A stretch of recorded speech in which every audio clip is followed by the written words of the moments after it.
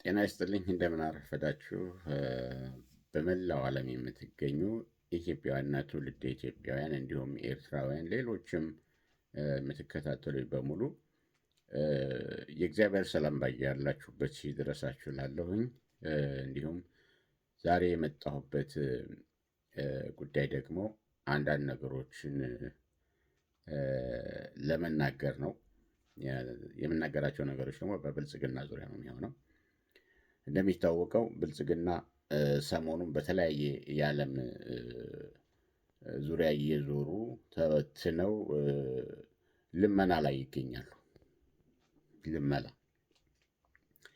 አንዳንዶቹ የፖለቲካ ድጋፍ ልመና፣ ሌሎቹ የመሳሪያ ድጋፍ ልመና፣ ሌሎቹ መሳሪያ ግዥ ላይ ተሰማርተው ወደ ተለያየ የዓለም ክፍል ሄደዋል።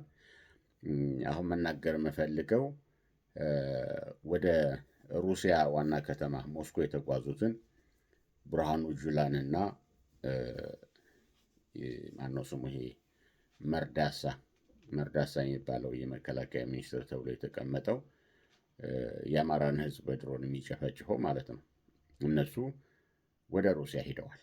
ወደ ሩሲያ የሄዱበት ምክንያት ደግሞ መሳሪያ ለመግዛት ሲሆን ያው እንደተለመደ የኢትዮጵያ ሕዝብ ላቡን አንጠፍጥፎ ሰርቶ መከራውን አይቶ ያገኛትን ገንዘብ በግብርም በዝርፊያም አግቶ በመቀበልም አስገድዶም በመቀበል ገንዘቡ ተጠራቅሞ የመሳሪያ መግዣ ሊሆን ነው። ስለዚህ ይህም መሳሪያ ደግሞ አመጣው ቦምቡ የሚያዘንቡት መከረኛው የአማራ ሕዝብ ላይ ነው። ለዛ ነው ተሰማርተው ያሉት እና ይህ ወቅት ምን ትዝ ያሰኘኛል? የመንግስቱ ኃይለማርያም የመጨረሻውን ጊዜ ያስታውሰኛል። የመንግስቱ ኃይለማርያም የመጨረሻው አካባቢ ትንፋሱ ልትወጣ ትንሽ አፍንጫው ላይ ደርሳ እያለች ትንሽ ሲቀረው በዚህ አይነት መልኩ በውጭ ጉዳይ ሚኒስተሩ የሚመራ ያን ጊዜ ተስፋዬ ዲንቃ መሰለኝ የነበረው የውጭ ጉዳይ ሚኒስተሩ፣ በሱ የሚመራ ልዑካን ቡድን ሞስኮ ላይ ተገኝቶ ነበር። ሞስኮ ደግሞ በብድር መሳሪያ አትሰጥም። ብዙውን ጊዜ ሞስኮ በብድር አትሰጥም፣ በግዥ ነው። ገንዘብ ካሽ ለሚከፍል ነው የምትሰጠው እና የምትሰጠው የነበረው ለመንግስቱ ነው። ለመንግስቱ ስትሰጠው ደግሞ ከሁመራ የሚመረተውን የአረንጓዴ ትርኢት ዘመቻ የሚያመርተውን ሰሊጥ እየወሰደች ነበር መሳሪያ ስትሰጠው ነበር። አሁን በያን ጊዜ ግን ሁሉም ነገር አብቅቶለት ነበር። ያን ያየችው ሞስኮ ደግሞ ትንሽ ፍርሃት አደረባትና መሳሪያውንም የውጭ ጉዳይ ሚኒስትሩ ሳያገኝ ቀረ ማለት ነው። አሁን ብልጽግና በዚህ ሰዓት መቼም ብልጽግናዎች የመረዳት ችግር አለባቸው። የደንቆሮ ስብስብ ነው። ሰባተኛ ክፍል ጠቅላይ ሚኒስትሩ ሰባተኛ ክፍል ነው። ሁላችንም እንደምናውቀው ሰባተኛ ክፍል ነው። በዚህ በሰባተኛ ክፍል ሰውዬ የተሾሙት በሙሉ ፕሮፌሰር ነኝ ብሎ ግን ራሱን አዋርዶ ዝቅ ብሎ በሰባተኛ ክፍል ሰውዬ የሚመራ ነው። ሸጥ ለበጥ ብሎ ሂድ ሲሉት የሚሄድ እና ሲሉት የሚመጣ እንደነ ብርሃኑ ነጋ አይነት በቃ ለራሳቸውን ለግርድና ለባርነት እየሸጡ ስለሆኑ ምንም ማሰብ መረዳት የማይችሉ የድንቁርና መንፈስ የሸፈናቸው ማስተዋላቸውን የሸፈነባቸው ሰዎች ናቸው ተሰብስበው ያሉት። ሌላው ስርቆትና ወንጀላቸውም ማሰቢያቸውን ይሸፍነዋል። ይህ ማስተዋል የሚባለውን ነገር ይሸፈናል። ስለዚህ አሁን እነሱ የመጨረሻ ጊዜያቸው ላይ ስለሆነ ይህን መሳሪያ ለመግዛት ሄደዋል። የሚወድቁበት ጊዜ እንደሆነ አልተረዳቸውም። ሌላው ደግሞ ያልተረዱት ነገር ምንድን ነው? የሚነግራቸውም አጠው ነገር ነው። ቢነገራቸውም አይሰሙም። ነገር ግን መሳሪያ እንኳንስ ገዝተው የሚያመርቱ ሀገሮች እንኳ ጥያቄ ያለውን ሕዝብ ማሸነፍ እንደማይችሉ አፍጋኒስታን ላይ አይተነዋል። አሜሪካ አምራች ነች፣ የቴክኖሎጂ ባለቤት ነች፣ ብዙ ዘመናዊ መሳሪያዎችን ትጠቀማለች፣ ሁሉ ነገር አላት፣ ሁሉ ነገር በእጇ ነው። ነገር ግን ከብዙ ዓመታት በኋላ አፍጋኒስታን ላይ ተሸንፋ እንዴት መሳሪያዋንን አንጠባጥባ ጥላ በሩጫ እንደወጣች ሁላችንም የምናውቀው ነው። ታዲያ አሜሪካ በዚህ መልኩ ተሸንፋ ከሄደች ብልጽግና ከዚህ የማይማረው ሸማቹ እየሸመተ ለማኙ እየለመነ የሚያመጣውን መሳሪያ ደግሞ ፋኖ እየተቀበለው ነው። ፋኖ ይህን ሁሉ ዘመናዊ መሳሪያ ከየት አመጣው ብለው እንኳን አይጠይቁም። ብሬኑ፣ ስናይፐሩ፣ ጥቁር ክላሹ፣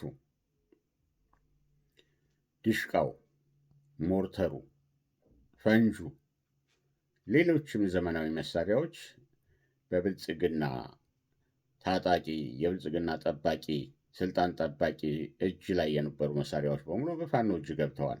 ፋኖ ከቁመህ ጠብቀኝ መሳሪያ ወደ ዘመናዊ መሳሪያ የተሸጋገረው እንዴት ነው ብለው ማሰቢያቸው ተሸፍኗል።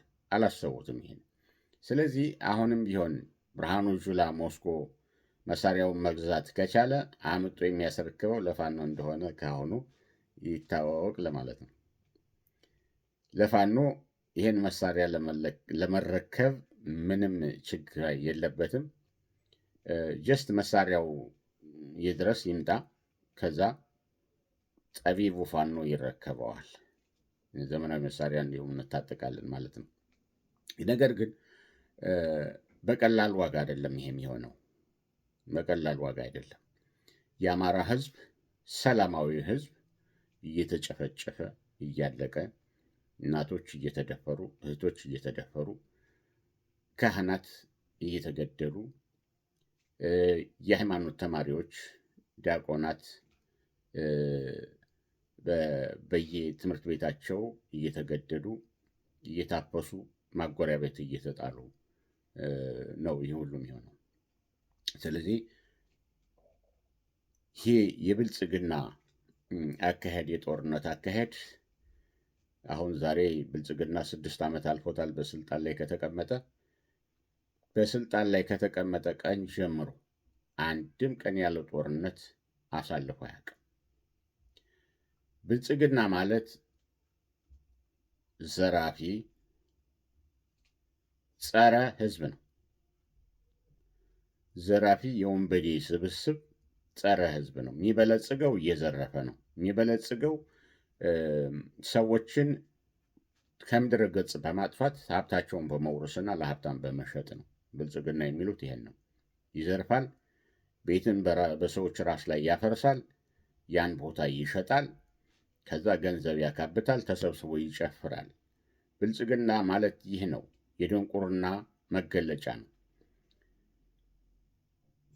ብዙ ዓመታትን በትምህርት ያሳለፉ የሕክምና ባለሙያዎችን ደምን መርምረው የሰውነን በሽታ አውቀው ለዛ ተስማሚውን መድኃኒት መስጠት የሚችሉ የሕክምና ባለሙያዎችን፣ የጤና ባለሙያዎችን እያሰረ እሱ ብልጽግና ይልሃል።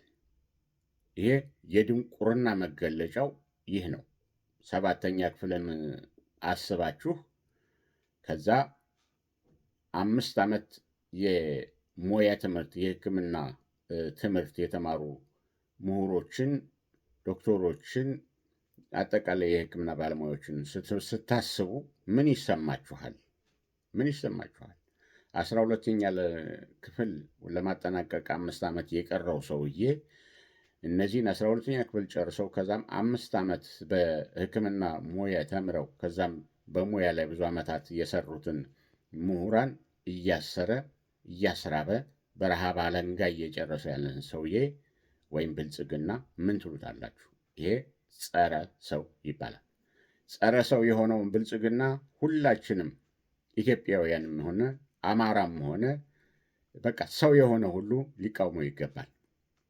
ምክንያቱም ጸረ ሰው ስለሆነ አማራን ከምድረ ገጽ ለማጥፋት ሲጨፈጭፍ ቆይቷል። የትግራይን ሕዝብ ጨፍጭፎ አጥፍቷል።